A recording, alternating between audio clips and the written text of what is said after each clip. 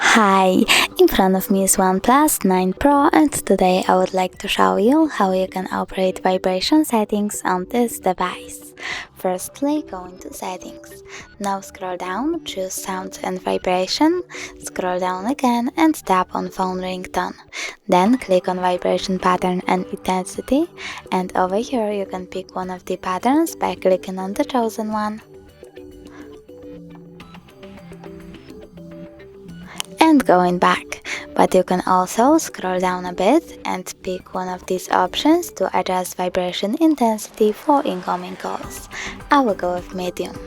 Then go back and tap on the switcher next to vibrate for calls to enable or disable vibrations for incoming calls. Go back again, tap on default notification sound, choose vibration intensity and adjust intensity of vibrations for your notifications. I will go with strong. Now go back again and tap on the switcher next to touch vibration to turn them on or off. Thanks so much for watching. If you enjoyed this video, smash that like button, comment and don't forget to subscribe. Bye!